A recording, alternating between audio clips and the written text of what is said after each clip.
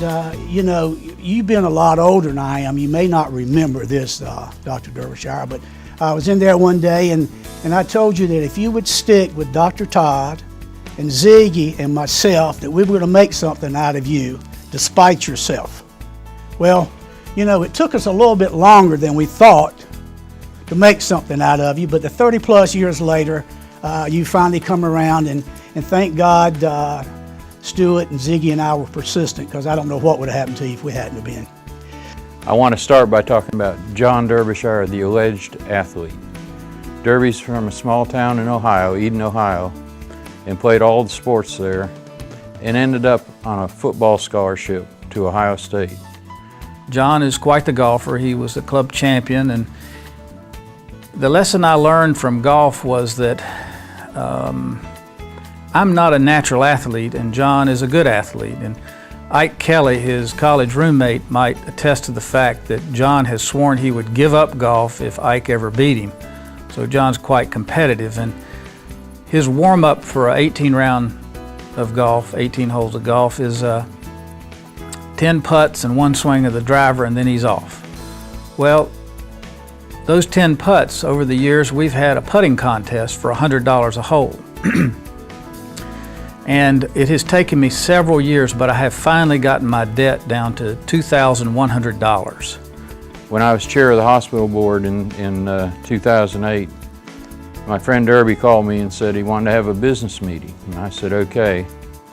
And he came and he said he had this idea of having a free clinic to take care of a lot of patients in the greater Rocky Mountain area who had no medical care. These were mainly patients with chronic diseases. I asked Derby who we get to provide this medical care, and he said, don't worry, the medical community will volunteer for it. He asked for hospital help and he got it. Fast forward to today, we have over 400 patients not only getting proper medical care and totally free, but getting health education so they know how to take care of themselves going forward. For 30 years, I have ribbed John about being a worthless internist. Well, he enlisted me to work at the Tar River Mission Clinic, and primary care is not what surgeons do, and that's all I know to tell you. And so I thought the people that would be willing to see me, since I'm a surgeon, to take care of their diabetes and hypertension probably needed a brain scan. And at the end of every night when I finished seeing these patients, I'd always go over the chart with John to be sure I hadn't made some awful mistake. And the lesson that I learned is that being an internist is every bit as hard as being a surgeon. And so I've had to publicly acknowledge and apologize for 30 years of ribbing him about being an internist.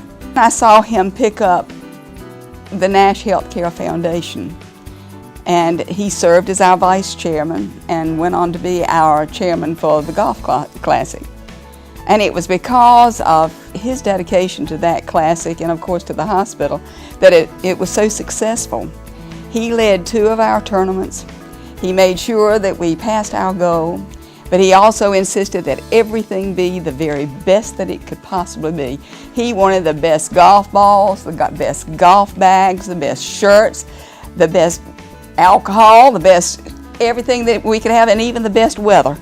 But he delivered a highly successful tournament for 2 years, and we made excellent money. The final thought that I would have about this is that John has been a good friend to us, and we have learned a lot from being his friend about giving to the community and thinking of others. The reason for John's success probably rests in his 2 wives, Irene first and now Sharon, who have made John socially acceptable. I want to tell you what I think separates Derby from other people is he always leads with his heart. His compassion shows everywhere you go. His friends, his family, his medical practice, and his community. My favorite story about Derbyshire and compassion is many, many years ago, I used to sneak in the back door at the internal medicine clinic and visit with Derby early in the morning. And I went in one morning and Derby looked terrible. So I said, Derby, are you sick? And he said, no, but I sure am tired. And I said, why are you so tired? And he said, well, my phone rang last night about 2 a.m. and it was this lady from the bowels of Edgecombe County saying her mom was sick and described the illness. Derby said, ma'am, call an ambulance and I'll meet you at the hospital. And the lady said, my mom won't go to the hospital. She needs to be seen. So Derby got dressed, got to the heart of Edgecombe County about 40 minutes later, and as he pulled up, an ambulance was pulling away. And Derby pulled in the driveway and got out, and the lady who called him was standing there, and he said, I'm Dr. Derbyshire, what's happened? And the lady said, well, you're the fourth person who told me to get her to the hospital.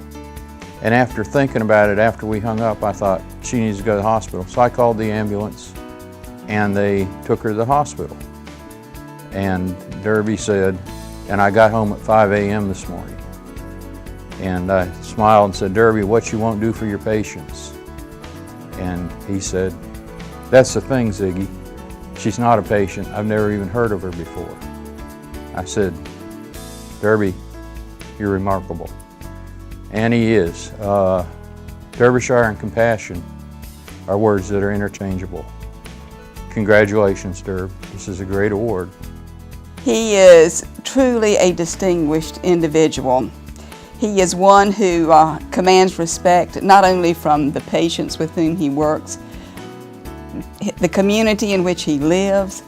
He is one of those physicians who is respected by members at the hospital and his professional peers. He has sought to be the best in everything he's ever done in his life. And I know that smile that's always on his face could not be real in some situations when I know he wants to chew nails. But he is one of the nicest individuals I think we have in our community. He is truly a distinguished citizen and very deserving of this reward. And I just want to congratulate you, John. Look back on these past 30-some years, I couldn't close this video without just thanking you from the bottom of my heart for your friendship and what you've done, and especially the friendship you've exhibited to me the last 2+ years. It's something I will never forget, and it means more to me than you'll ever know. So just in closing, I'd just like to say congratulations, Dr. John Derbyshire, my dear friend, Derby.